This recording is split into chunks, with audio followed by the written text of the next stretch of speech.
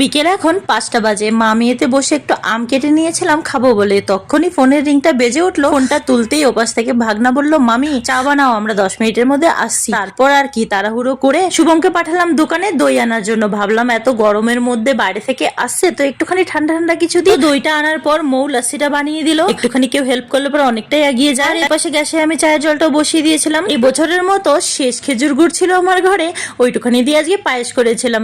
ওই যে কথায় আছে না, দানে দানে পে লিখা है खाने वाले का नाम, সেরকম অবস্থা।